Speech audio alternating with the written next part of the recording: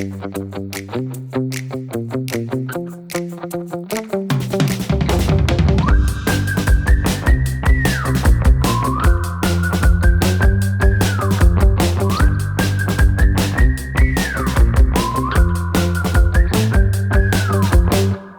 to What Do You Think of This? We are revisiting the best things from our past to let you know whether they're the best things for your future. Here we go. I'm Jeff Abiad. That's Josue Escobar. Yeah. How you doing, Josue? I'm good. Yeah. Yeah. I was out on a bike ride today. It's spring, and honeysuckle is growing. Oh, man. It smells really good. It smells really good outside. Did you stop and take and suckle like on Winnie some? the Pooh on suckle on some? No, I did not. But it smelled great. My nose is a little stuffed because everything's growing also. Yeah, because all the growth. Yeah. I'll take it. But it's cresting into that time of year where I'm like, I love spring, but the humidity was getting a little and the sun was a little intense. And it's been raining for like 24/7. Yeah, so that's all coming up. Oh my gosh. That's a little intense. Yeah.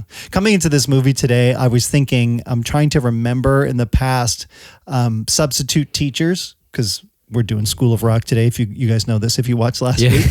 What was your most memorable substitute teacher? Dude, don't know. I do remember a teacher. To this day, I still remember Mrs. Hill. Oh, yeah? How come? Yeah. And that, I mean, I remember other teachers, obviously, guys, come on. But this is I guess my earliest memory of a teacher. Elementary school. I think it was like, I'm pretty sure I was either in kindergarten or first grade. Yeah. But Mrs. Hill was stunning to me. It was my first like crush. Oh, that kind of stunning. I was going to tease you. You really meant it. She was very tall. She made an impression. Yeah, she was very tall. And when she walked down to young Josue Escobar. Yeah, well, yeah. When she walked down the hall, her hair would... And I'm just like, Mrs. Hill is amazing. I don't remember ever having like a crush on a teacher like that. I guess I remember young and there were being some that were, maybe more than others. But no, I feel like when I think of my substitute teacher experience, which is funny because Amanda does this a lot now. Yeah. So I don't know the perception because she's pretty cool and easygoing. But I remember substitutes coming in and trying to take control of a class and it going off the rails. Oh, yeah. I mean, you can't come in here and regulate. I would never, ever want to substitute teach. And usually, like, some of them would come in and they're notorious in our school as like, I'm not even going to say their names, but this person would come in and they would sub for various teachers. And every time they came in, you're like, oh, it's going to be a stressful day because they like feel like they need to lay down the law. Yeah. I can't remember. Did we talk about this? We had a dress code in my school. I think you mentioned that a while ago, yeah. Yeah, and so you had to wear some sort of khaki pants, and back in the late 90s, that was like the evolution of cargo was a thing. Were you like in an Imperial school? Imperial? Yeah. What are you talking about? That's what I think of. Is this an Andor reference? Yeah. But yeah, and it was right on the verge where khaki for sure wasn't cool. Yeah, but then cargo pants were great. But you couldn't wear baggy pants to school. There was always this weird line of what's allowed and what's not because fashion was evolving. Yeah. And that was when Pacific Sunwear was blowing up. Oh gosh. And cargo pants were a thing. I remember getting in trouble one week because my shorts were too long. They went too far below my knees, which the girls had the opposite problem. Yeah. And I would have to like tape them up. Okay, my point is, me and some friends all had the same pants from PacSun that would zip off into shorts. And we all had different colors. So every once in a while, just for a gag, we would trade the bottoms of our pants and zip on the other, like khaki with green, or we'd wear one leg on and one leg off. And I do remember a specific substitute who was like, you can't do that. You're going to get a detention. And we're like, it's not in the rule book. Shorts are allowed, pants are allowed. Why not pant shorts? That was as much as my rebellion got. I had a pair of those where you can zipper off it was like, yo, it's cold at school, and then after school it's warm. Okay, cool. Which in Arizona was a big thing. I remember those. And I could, they're going to come back around, right? I'm sure they already exist. Yeah, dude. Crazy. You could zip off the bottom for mine and fold it up, and the pockets were big enough that I could stick the bottom of my pants in the pocket. Yeah. Yeah, we had some crazy substitutes. Some were fun. You never really knew what was going to go on once you got a substitute in the classroom. Yeah. I mean, I had some memorable teachers for sure, especially when, I guess high school. Yeah, like 3 blocks from here. 3 blocks from here. Yeah, crazy. Our math teacher, I forget his name, but he was awesome. He was a ex-military Army. He was an Army Ranger. Wow. So you don't mess with this guy. Long hair, skinny. He looked like a hippie, but like at the same time, he had like, he'd like to wear his army jacket or whatever it was, like that showed that he was in the military. He had tats everywhere, you know, skinny dude. And he was a really good math teacher.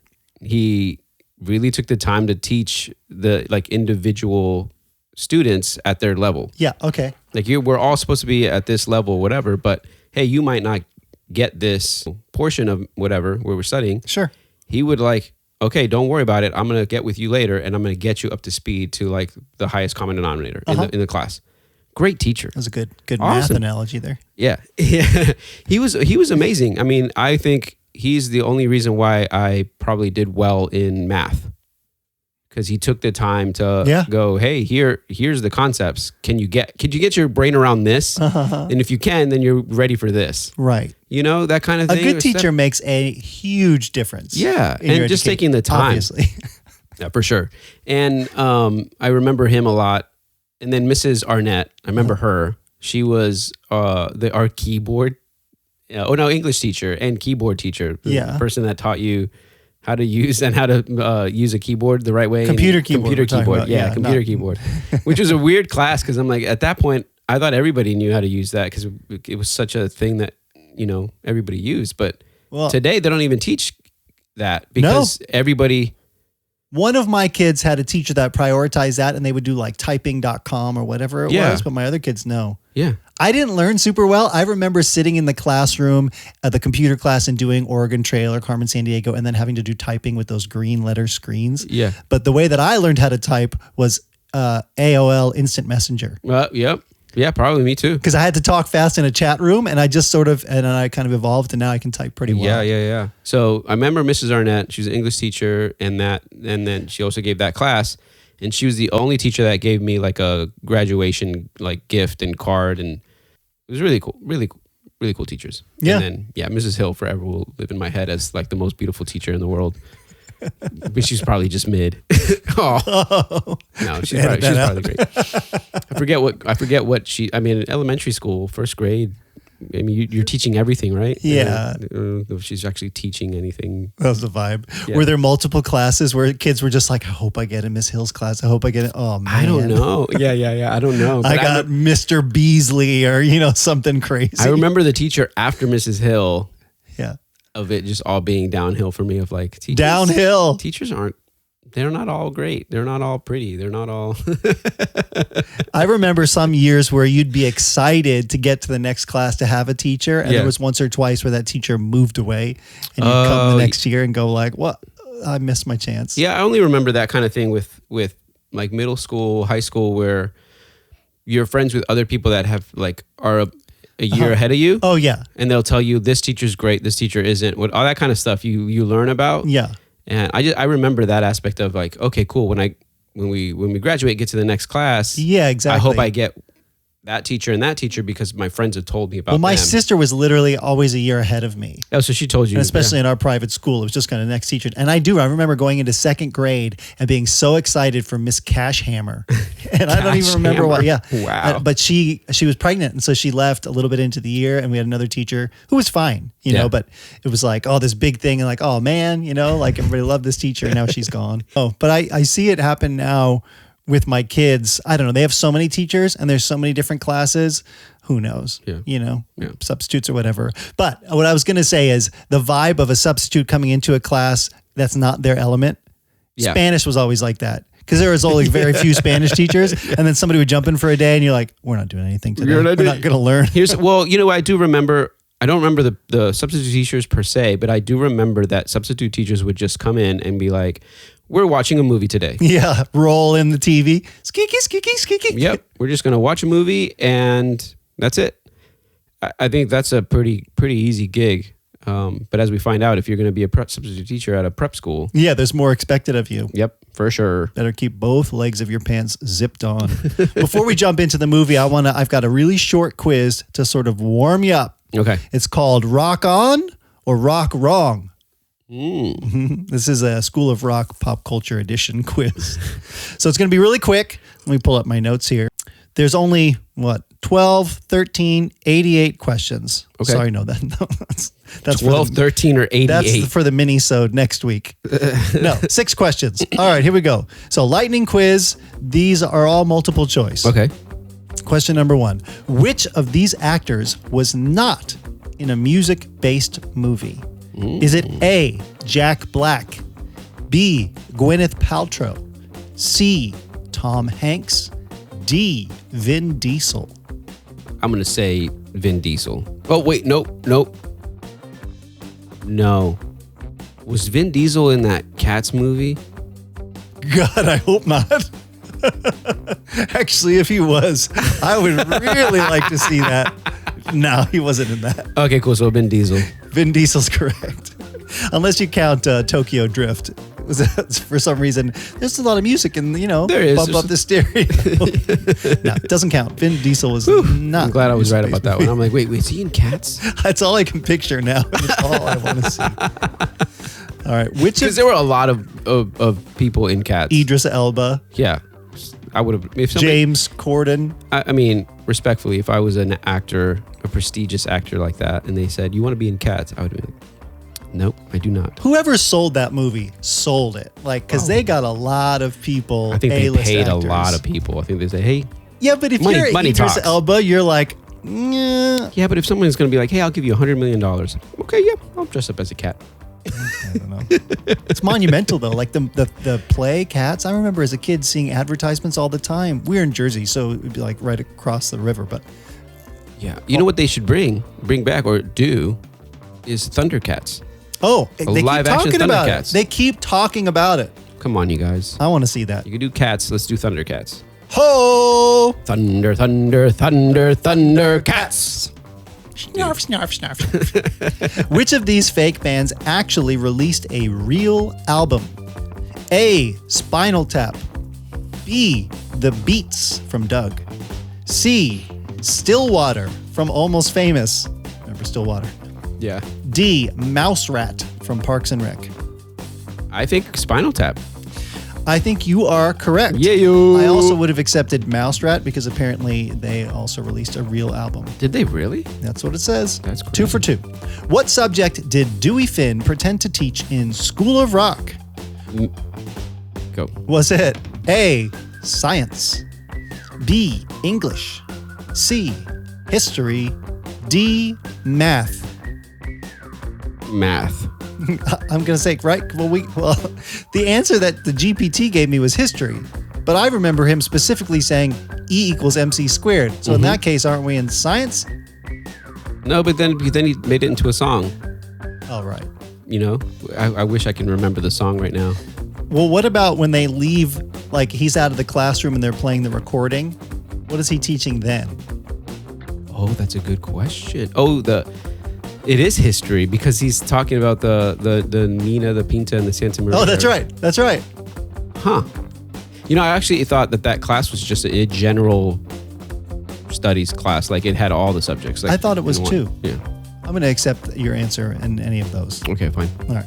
I think they all work. 3 for 3. Number 4. Which of these songs was not featured in School of Rock? A, Immigrant Song by Led Zeppelin. B, It's a Long Way to the Top, If You Want to Rock and Roll by AC/DC. C, We Will Rock You by Queen. D, Edge of 17 by Stevie Nicks. Okay, yeah, We Will Rock You was not on there. I'm sorry, that's incorrect. What? As always with ChatGPT, there is a small chance that this question is incorrect. But the answer I have is D, Edge of 17 by Stevie Nicks. Which one is that one? It's not in the movie. Okay, well, but she Stevie sings Nicks, Stevie Nicks. Stevie She talks Nicks about is in Stevie Nicks. Oh, Vain by Stevie Nicks is in there. Yeah. Okay, cool. But also We Will Rock You is not in there either. It's not in there at all. Okay. Unless it's like in the background of like transitionary or whatever, but it is not in there. Okay, Google is We Will Rock You and while I ask you this final question. Okay? Okay. What is the actual name of Jack Black's character in the film? It is Dewey. Finn? No. Dewey. You got it. Yeah? Yeah, very good. I was going to give you multiple choice, but I thought it would make it way too easy. Dewey Finn is correct. So right now, you are potentially 5 of 5, but according to the GPT, you are 4 of 5. Nice. Yes, We Will Rock You is in the School of Rock movie. While the movie doesn't feature Queen's original version, it does have a performance of the song by the students in the band. Huh. I don't remember seeing that part of the movie. I also don't know. I was like, did I nod off? This song is a central part of the movie's climax where the students are preparing to perform the Battle of the Bands with a mix of rhythm and intense vocals by students showcasing the school's unique. I have no idea when. Maybe it's the song that they play as an encore? It's not. I don't know. We'll take a second to look up the real clip. And while we do that, you can hit the subscribe button if you're on YouTube. Yes. Hey, listen, you can always send us your nostalgic suggestions. Today we're talking School of Rock. We could be talking School of anything. Yeah, we could be talking, I don't even know what they would be, but if you have ideas of what those are, send them to ideas@wdyt.show. You can send us a voice memo, an email, or just put it in the comments below. But for now, shall we hit the intro? Let's do it. My favorite part is when they were going to do the auditions, but they were late. So the teacher decided to act like the kids were sick, and they were telling the auditioners that, oh, these kids are sick and that they're not going to have much longer. And they looked out the window and all the kids were sick, and like one of them was laying down and they were like all coughing. And then he went out, opened the door, and he was like, we got it. And they were all like, yeah. And then he was like, stop it, you're sick. And they were like, all like, oh yeah. And then one of the kids went back down and laid down. That was my favorite part. The movie is School of Rock, Josue. It came out in 2003.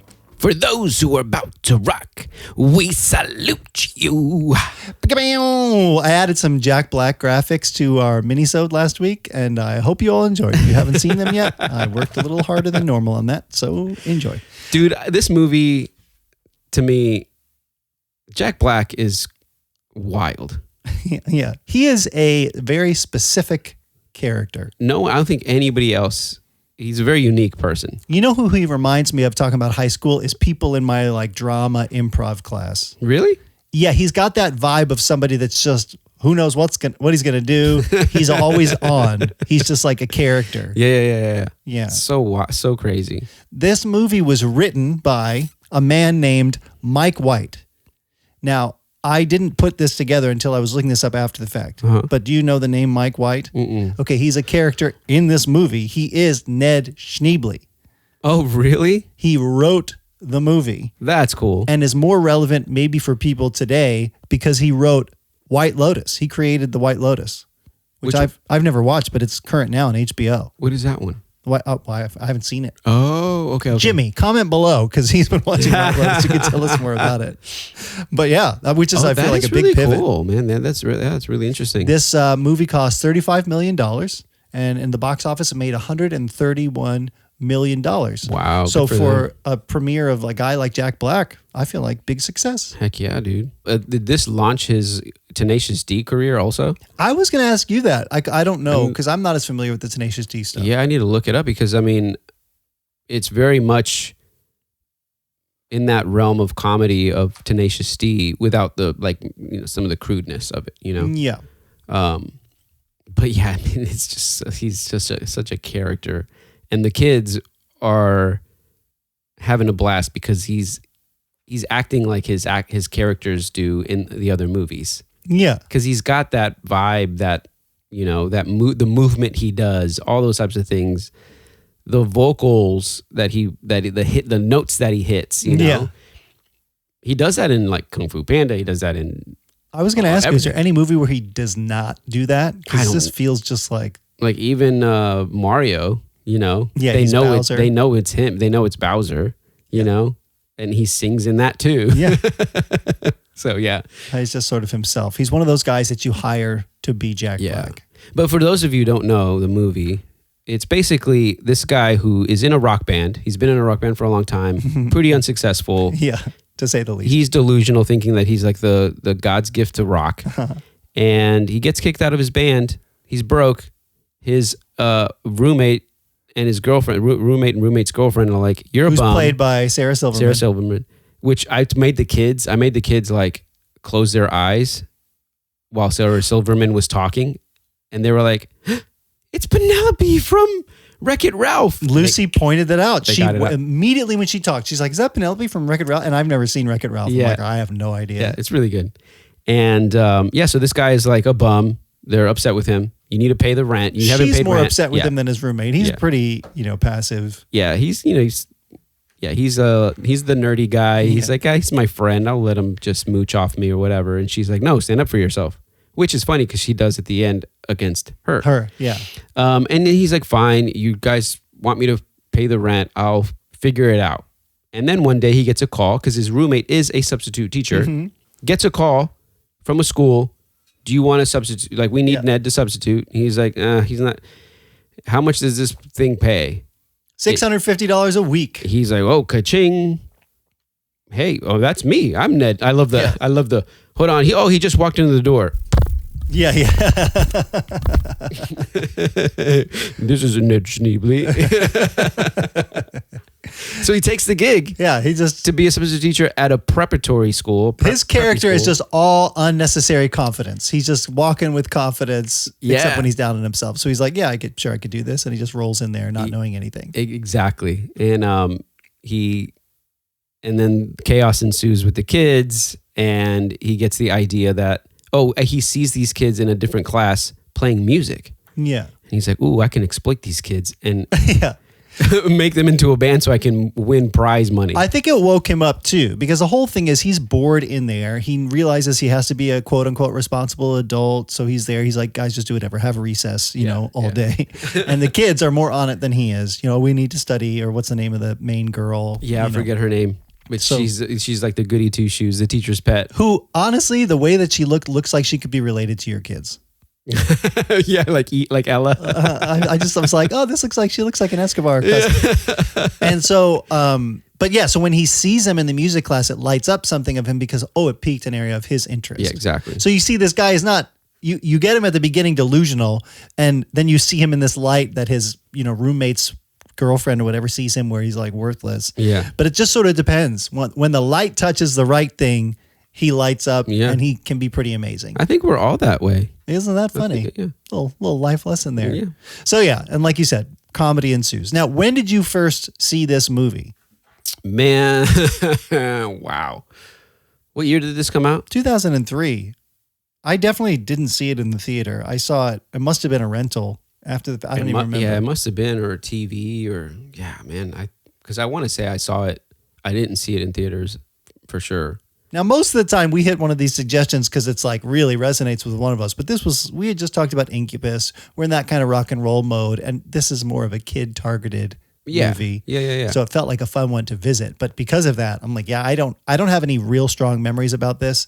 I just know who Jack Black is. Exactly. Yeah. And it really hit with the kids. I mean, it's a kid's movie, but there's so many adult things in this too that I was like, okay. Like what? Well, I mean, there's references to like sex, and you're just like, okay. Which ones? What are you talking about? Well, he's like, I'm a sex god or whatever. Oh, just the word, and whatever. And then that dude at the end with no shirt on. Yeah. In the rock band, and it's like, yo. What's going on? A groupie. He drops. She's like, wait, that guy wasn't a groupie, wasn't he? No.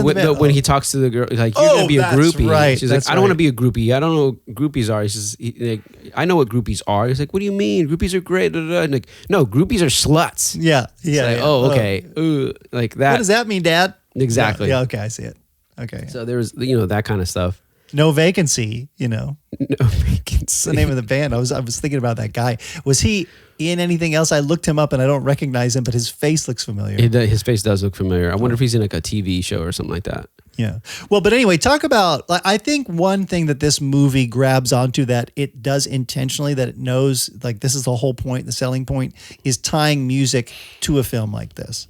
So all these iconic, even rock songs, but you have, like you do in a sports movie with like Mighty Ducks or something, where you get these kids or people involved that go through a training montage, they get better, final performance. Yeah. It's that feel all the way through. Yeah, which for sure. I think that is why this movie exists, sort of to do that. Yeah. But on the rock and roll side, it just hits that target audience of people who recognize. And that's the funny part, where you take these really like refined, sheltered kids and then you expose them, and the kids, playing cards in the van with he's like, you can't be in here.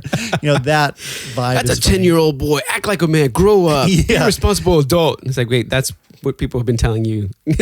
Yeah. So I thought that was well done. The one thing that really resonated with me from the beginning was one of my biggest fears was I always wanted to jump off a stage at a concert, and I was always too terrified that I would get dropped right on the floor. Oh my gosh, yeah. When crowd he jumps, surfing. Yeah. And he's just straight to the ground. I'm like, that's why I never did it. Yep, exactly. Well, you have to be popular, and you have to have a crowd that's ready to do that. Yeah, I know. I remember being at a ton of concerts where people were doing it, like just run on the stage and jump off, and it was always that like, oh, that would be the coolest experience, but I'm not willing. I don't know if I trust everybody in their hands. That's what I mean. Like, it's a little too personal. Because in the movie, he lands face down when they catch him at the end, right? Yeah. And he's like, flip me over. Like, where are all those hands touching right now? I do remember being a part of one of those things. And, at that point, it was like Christian rock concert. But you're like, I'm going to be respectful here and try and help you out, lady. The best one I saw was at, what was the band? I was going to say All Star United. Is that a Christian band? I can't remember now. I don't know. I'm not familiar with that name. At any rate, the guy put a surfboard out on top of the crowd and surfed on a surfboard on the audience. Well, that's pretty good. That was great. Yeah. And he's in the band. Yeah, You're not going to drop him. Or if you do, concert's over. So what stood out in this movie for you? Now, you came back on the rewatch. The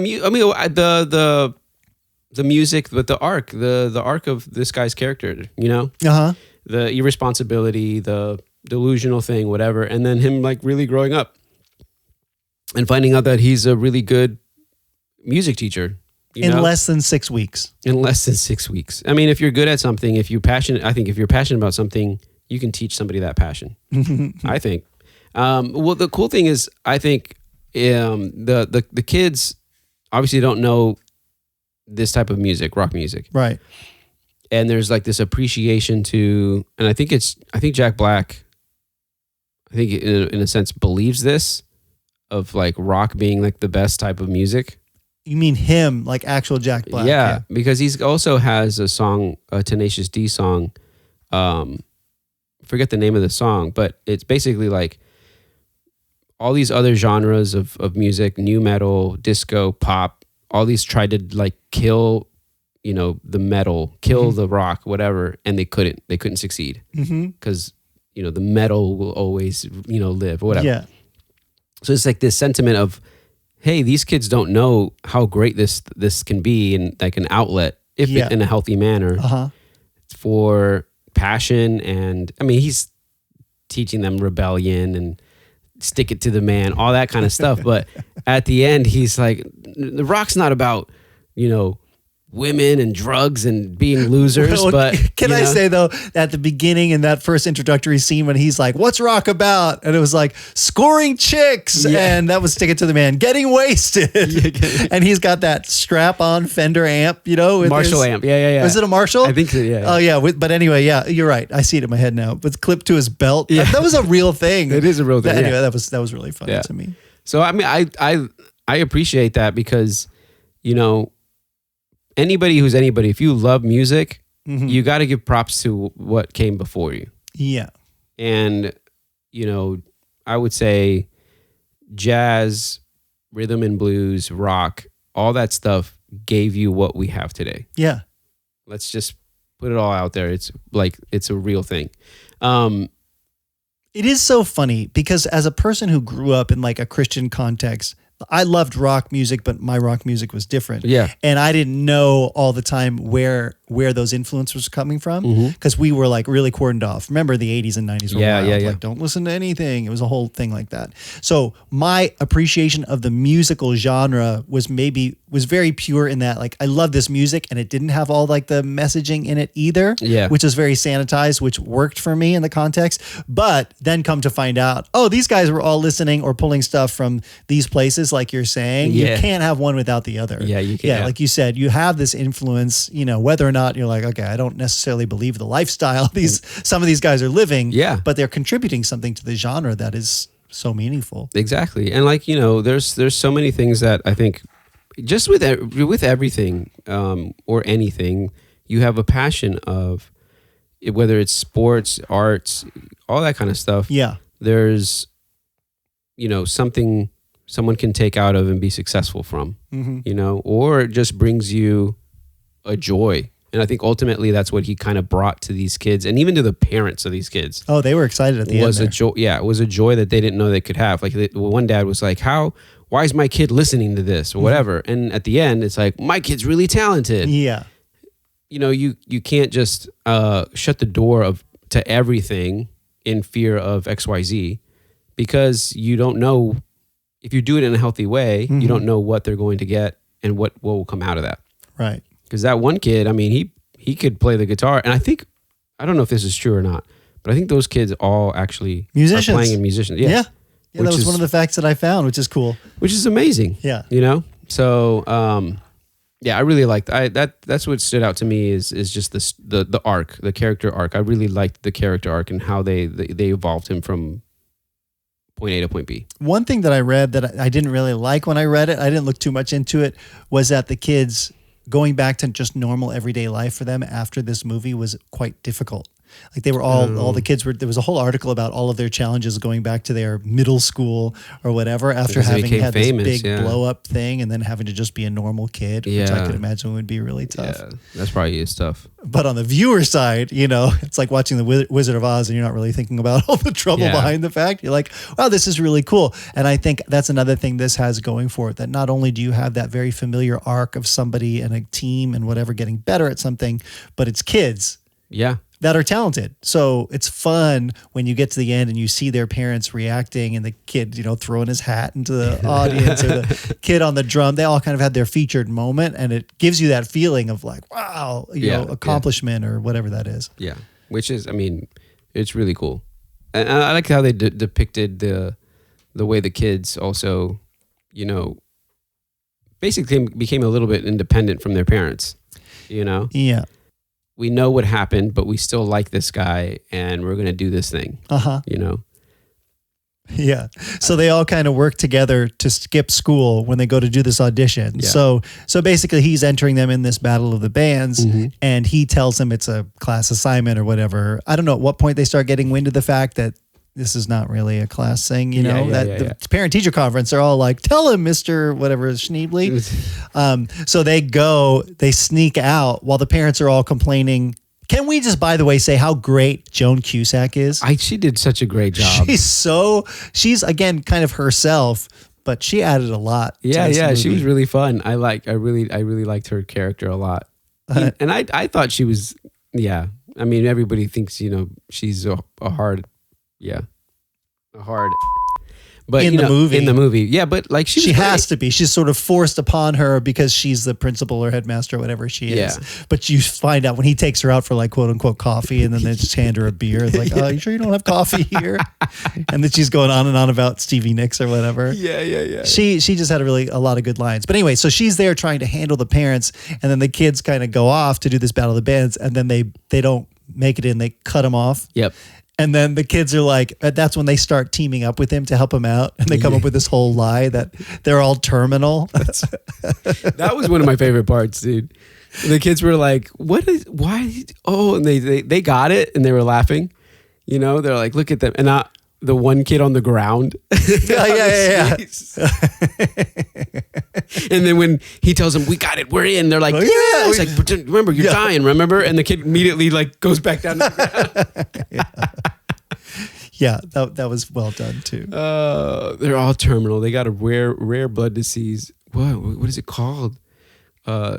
Stick it to the man. Neos and stick it to the man. Neos. What did he say? Something like that. Yeah. It was just it was just a fun movie. The things that stick out to me too is like how the details for a production, where they tell the kids, okay, cool, we're doing this. And the one kid goes to him and is like, hey, we can't do that song because all of the light cues are for the other song. And he's like, you can do it. You can come up with it, like just on the fly, like be creative. And I'm going, no, dude. That's not how it works, man. These cues are really hard to make and it takes time. I was looking at him on that computer. I'm like, there's no way he's doing this on the fly. Or he's some sort of insane savant that this kid needs to be paid now. Yeah, exactly. Yeah, exactly. Because and then the haze, the smoke, the lights, all that kind of stuff. It was really cool. One of the things that he said was, "You're all part of the band. You're not in the band, but you're part of the." Which at the beginning, because he's giving them all roles, and you can only have so many people playing instruments, and he's like, "Oh, you're going to be security, and you're going to be the fashion stylist or costume person. You're going to be whatever manager." And at the beginning, when he's doing that, I'm feeling bad for the kids, whatever. But then at the end, when it all comes together, it really felt that way. It really felt that way. Oh, you really all contributed exactly to make which is true. The production people contribute too, folks. All right. No. Without lights and sound, crickets or frogs. Yeah. Oh, Lord. Yeah. I liked the evolution of, and I can't remember his name, but the kid on the keyboard. Oh, yeah. Man, I don't know why I want to call him Woo or something like that. But. At the end, though, when he's got the hair and the cape, and he's playing the keys. He was very stiff, that kid, but. Yeah, but in a funny way. Yeah. And at the end, because, so the concert goes so well. He even stage dives and doesn't hit the ground. Yep. Right? Yep. And he goes back to Joan Cusack and all that commotion is going on. And he's like, "You're not mad." And she has that line where she's like, "Mad?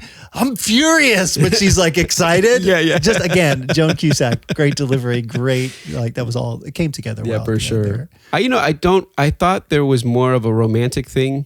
Between them that I remembered, but it wasn't really that much. It was there when they were there at the thing. You get that she appreciates that he appreciates her, and not on this school level, but just as a person. Yeah, I totally thought she was going to go in for a kiss or something in the van or whatever, right. But that didn't happen. And I'm like, oh, okay. I'm kind of glad. I thought something like that happened though, but anyway. Yeah, I think that would have made it worse. Is there ever a movie where Jack Black is a romantic? I guess Shallow Hal. Yeah, that or Holiday. The Holiday. Oh yeah. Oh, he's great in that. Yeah, he's really great in that. And he's maybe less. He's a little toned down. Yeah, a lot toned down. Yeah, a lot toned down. Yeah. I thought the song was good. That the kid, here's the song that the kid wrote. Yeah. Because at the beginning, the band where they were with the one that he wrote, that it probably just happened on the fly. The one where it's the rent is way past due. Yeah. I'm like, this is not a good song. The ledger of the rent. Yeah. Mm-hmm. It was fine. But the one that the kid brought, I thought was actually great. Yeah, it was really good. So that is also really helpful too, obviously. When you're coming around the whole point of the thing, we talked about that with That Thing You Do, that the song is actually good. I wouldn't call it That Thing You Do level good, but it had some payoff at the end. For sure. And then, the end, they show you how the real Ned Schneebly, the real Ned, leaves his girlfriend because she's just too controlling and whatever. And they open up their own school of rock. Yeah. In their apartment. Yeah. Where they teach kids. Where they really music. get a chance to touch your kids. Yeah. That line was a little. Your kids have touched me, and I'm pretty sure that I've touched all of them. Yeah. And they're like, "What the heck are you saying?" Yeah. Yeah. So it had kind of a heartfelt ending there. Yeah. No, it really. And then the extended music at the end with the credits. That was really cool. Yeah. And this movie's over or whatever at the end. They're the movie's over and we're still on screen for some reason. And he's like, all these other people I don't even know. Thank you. Yeah. So funny, dude. Jack Black. So crazy. Yeah. All right. Well, it made me want to listen to some Tenacious D after that. I've never listened to Tenacious D besides experiencing them in just modern pop culture. I mean, it's good. I think musically it's great. I think it's written really well, straight just rock music, and his vocals. I mean, Jack Black can really, really sing. Yeah, especially some of those high notes. Yeah, it's really impressive. My favorite song is of Tenacious D is Wonder Boy. Okay. I love that song. So maybe we'll listen to that later. I'm writing it down to look it up. Wonder Boy. Wonder Boy, won't you take me far away? Sing it, Josue. It's great. Yeah, the other thing that stood out for me that I liked when they were sort of evolving the kids and just finding out that each of them played instruments, that role where you saw Jack Black's talent shine a little bit in that he is actually playing music and the kids, and he's teaching the kid how to play that I think because the kids were real musicians worked. Yeah, exactly. Yeah. Now, full disclosure, we watched this movie in our house pretty late on in the day after a very disappointing playoffs game in hockey. So really? Yeah. And it was one of my kids' birthdays. So we had all that going on, assembling Legos. Oh, wow. So we had a hard time holding their attention because they had stuff going on and it was late on a school night. Yeah. So when I talked to the kids, even this morning on the way to school, like, hey, so what do you guys feel about the movie? Did you like not really like it? Because, they were, and they're like, actually, no, we liked it, but this was going on, or I had to do this, or a couple of my kids had to get up early. So they didn't even make it to the end, but their overall impression was pretty positive. Yeah. Okay. There was like, because I was kind of in my head trying to figure out what it is. And I will say that what this movie, I think intentionally doesn't have is a super solid script. Yeah. Because you have Jack Black, who's just going to kind of do his thing. Yeah, I think there's maybe a lot of improv in this. It felt like it, but this was early on in his career, so I don't know how much leeway he's being given, where I feel like now, especially, people will hire him and know that he's going to do all that. Yeah. So sometimes in this, I'm like, okay, the script writing, the kids were better musicians than they were actors. Yeah, for sure. So you had moments of the kids where you're like, oh, that's funny, or that music translated well or whatever. But then when you're like actually believing the story of somebody acting. The drummer kid was a good actor. Yeah. The drummer kid did a really good job acting. This is not a personal thing, and it feels personal because it's a kid, but the main guitar player kid, I didn't love him in that role. Yeah. They hired him because he's a musician. Because he could actually play. And you can't make that up. So that was great. And he was fine, but it was like, I don't know, just the rapport between the kids, I didn't feel it as real. Yeah, they should have played more into the whole, my dad doesn't want me to play this stuff or listen to this stuff more. Yeah. I think he did a good job where he, when he is saying how he's kind of down in the dumps, sulking, whatever, and then Jack kind of brings him up, like, hey, what makes you mad? Remember that whole sequence? What makes you mad? He's trying to get him to like talk and say, what, aren't you mad about this? Mm-hmm. Use that and, rock out, whatever, and rebel. And that portion of it with that kid, I think, was really good. I think you're right. I think they should have leaned in more to that with him, but maybe because of where the story needed to go, they needed to. Yeah, like we're short on time, or I don't know. Some of that stuff I feel like could have been done a little bit better. Yeah, on the script writing side. Do you think this could be a good TV show? Wasn't it? I know it went to Broadway. Oh, maybe it was. So it was like a Broadway musical, because I know I've seen them do this on like the Macy's parade on Thanksgiving, like School of Rock, yeah, and stuff. And he's wearing his uniform. Yeah, but maybe. I feel like it would be a good episodic TV show. But how do you, if the main conceit of the whole thing is keeping this a secret that the kids are a band, that's only going to last one season of a show. That's true. And then it kind of gets to the moment. And then what are you doing? Well, he's not really a secret musician, fake substitute anymore. Yeah. I guess you would have to take it from them establishing themselves as a school and the drama that comes with that afterwards. I guess. Or he has to learn how to nominally teach some stupid subject.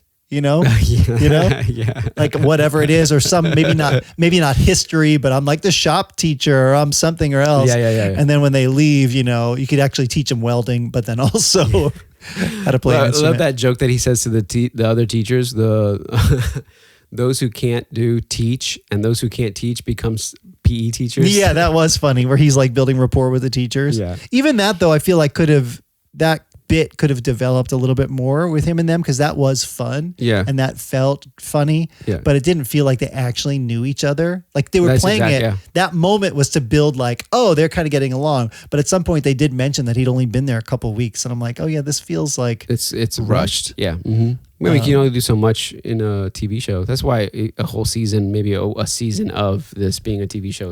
Would develop it a little bit more. Yeah. Or 2 seasons, and the second season is the end where you finally get them to become, the band that wins the thing at the end, which they don't win actually in the movie. Right, they get second place to they get second place, but everybody is like, "Yo, bring them back out. They should have won." So, what do you think of the band name School of Rock? I think it's appropriate. I think it works. Why come up with a different, it's a school, it's children, and they're rocking out. I just didn't feel it as much as a name. I'm like, that's fine. It worked it was the movie, but yeah, and then it becomes the School of Rock. So I think it worked in that sense. I mean, what else do you call them? I don't know. That's what I was. I started going down that road, and I couldn't come up with a better idea. Yeah, Need to Rock. I don't know.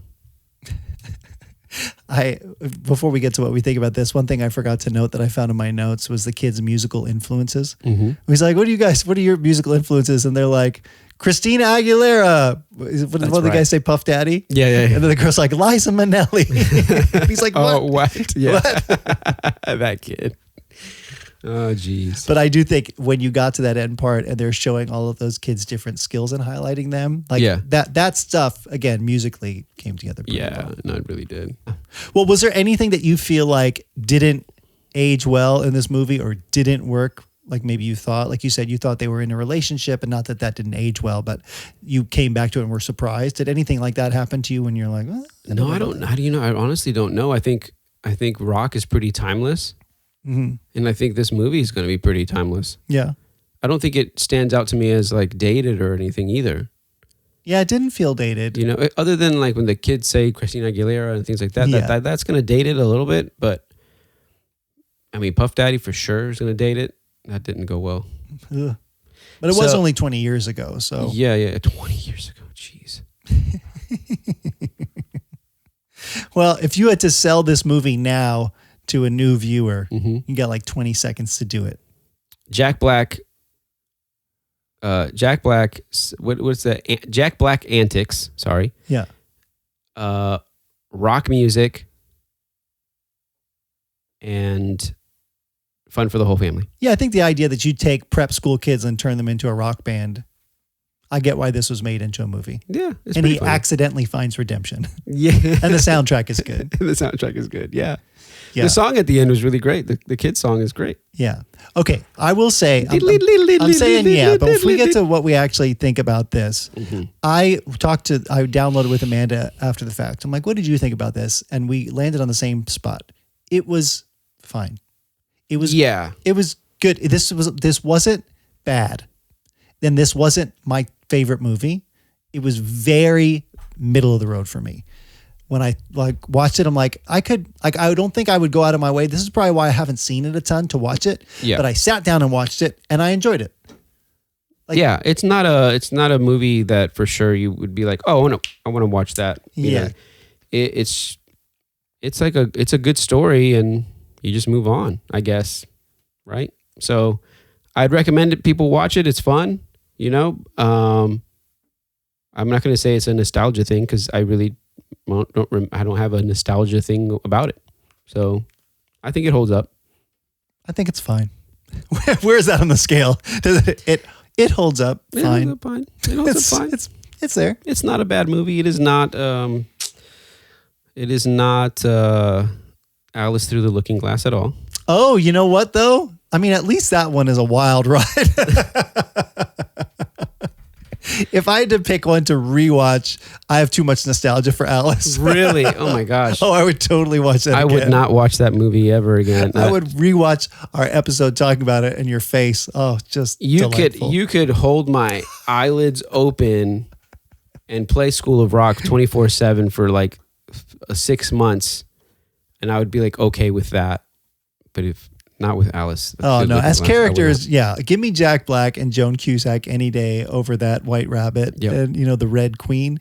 But I would still rewatch Alice. Well, you're not hardcore till you live hardcore. Oh, you remember now. Mm-hmm.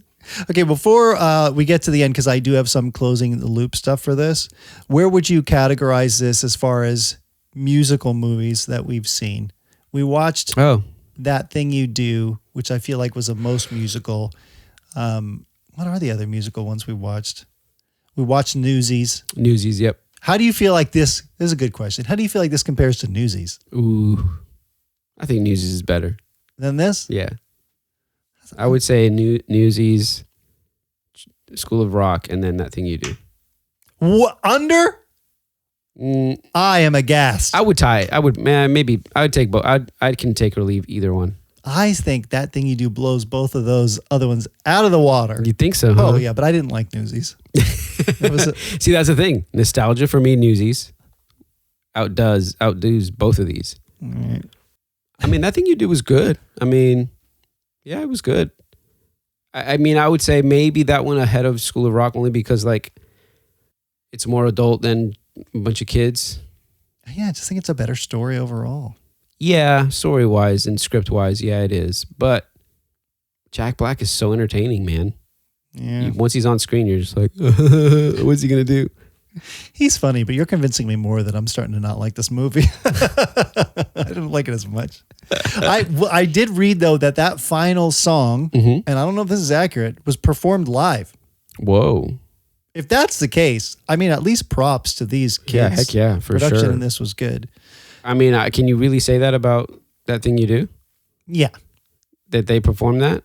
Come on. They did it like 100 times. I'm sure if they didn't know it at the beginning, they knew it by the end. By the end of the actors, you mean? Oh, yeah, because he had to learn to play the drums for the movie anyway. I guess. Is that really him playing? Yes, we talked about this. It really is? Yeah. Okay.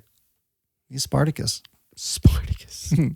All right, guys. Well, let us know what you think. I am curious. If you've seen this movie, comment below, or you can also scroll to the poll. Scroll to the poll. There is people. a poll below, and you can tell us right there if you think this movie holds up, or you know what? It's actually a bit nostalgia. It's only been 20 years, but you know what? I'm sure there's some nostalgia for this movie. I'm sure there is. Yeah. Yeah. So you can also email that to us at you'renothardcore@wdyt.show. That's what do you think, or you can let us know in the comments. You can find links to everything at wdyt.show, including Instagram, where the reels are getting interesting, Josue. The reels are rolling. Yeah, the reels are rolling, and I've been putting up some polling. So at the end of today, I do want to end with closing the loop. It's like a snake eating its own tail. There's a few of these that I've been sitting on for a while that go all the way back to Robin Hood. Ooh. But I want to work our way backwards because just last week we did a mini-sode all about rock stars.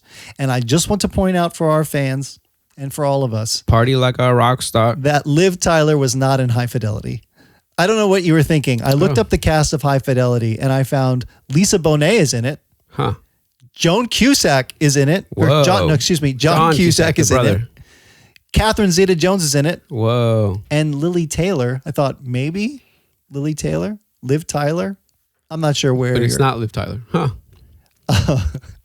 And then we were singing Elton John. Do you remember the line? Oh, yeah, I don't remember. I hope you don't mind. Oh, I hope you don't mind. I hope you don't. Yes, and we were right. like, what part of Rocket Man is that in? It is not in the song It's Rocket in the Man. album. It is in the movie. Oh, in the We movie. were talking about musical movies, and the Elton John movie that's Rocket crazy. Man has the song in it, but the song is called Your Song. It's by Elton John. Gosh. Yep. And Jack Black is in fact Shallow Hal. Oh, yes, that's right. I saw that later on, and I'm like, oh, man, I was wrong. I thought it was Dane Cook, the comedian Dane Cook. I thought he was Shallow Hal, but he's in another movie that's kind of like that. Not necessarily exactly like that, but he's in another movie in that same era of movies. But you don't remember what the movie is? It is Lucky something. I forget. But it's with Jessica Alba. Oh, yeah, I've never seen it. He's a womanizer.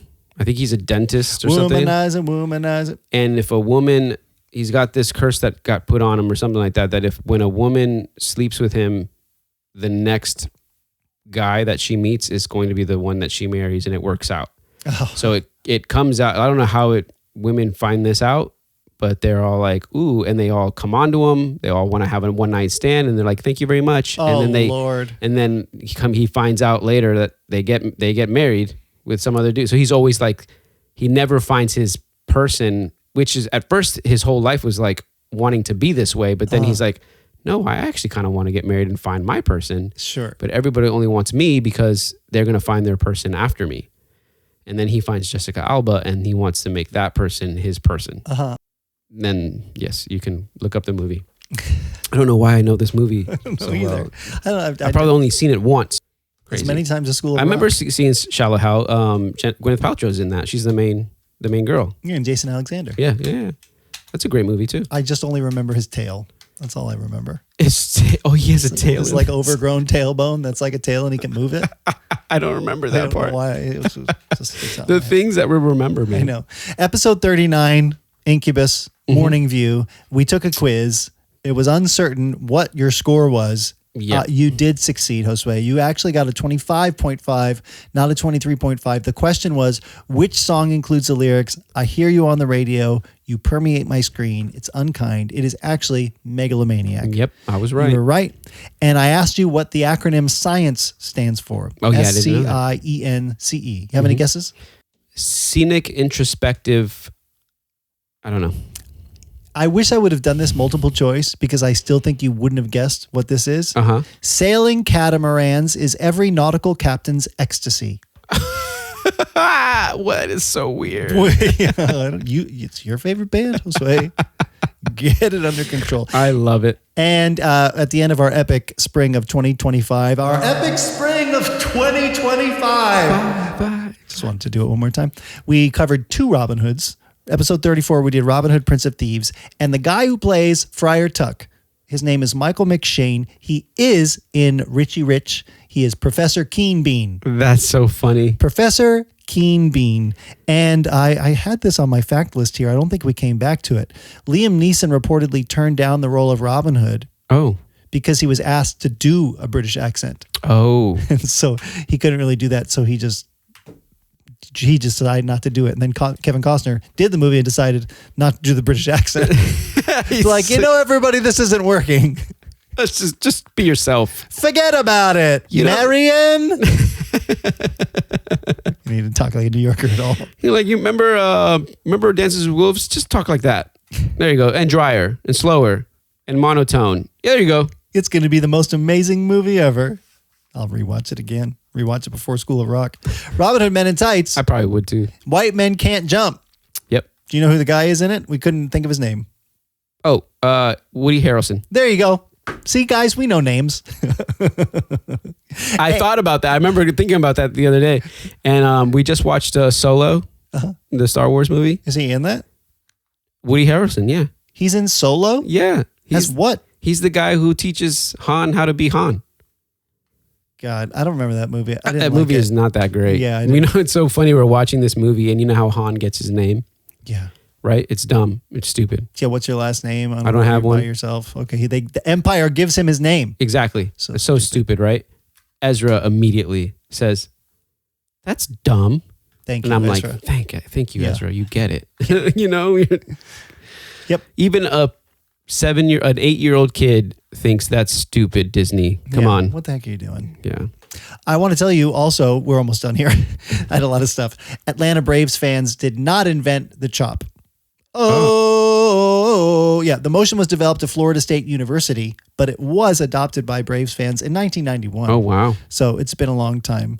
But I guess the Braves organist started playing the Tomahawk song during at-bats, and that's when fans started picking it up. That's so funny. Yeah. That's pretty good.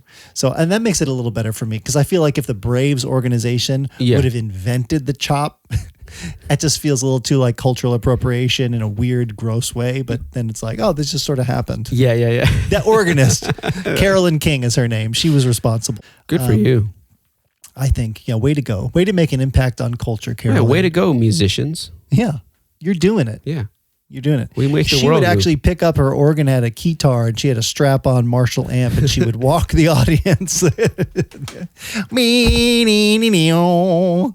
How you do an organ as a keytar? I don't know. Remember keytars, Josue? Oh my gosh. Theirs are coming back. Are they? I don't know. Oh, I don't know either. Oh, I'd like to see that if that's the case. Well, this was fun. It was a fun one to revisit. Yeah. And I'm also excited because we have some fun episodes coming up. Next week is a mini-sode. I'm not going to spoil it because it's going to tease what's coming after. Yep. But can I say that we may have a guest in studio? I guess we can. We can say that. Okay. 2 weeks from right now, there's going to be another person in this space that you have never seen in this space before. Yeah. This will be our third guest, right? You know, great. Yes, it would be our third guest. But you know, it would be great if we could get Funko Pops of all of our guests. Oh, that'd be fun. And then I could let's do this. I need to Chat GPT it, and then we need a 3D printer. I know. Yeah. Well worth it, though. How many hundreds of dollars that would take. Yeah.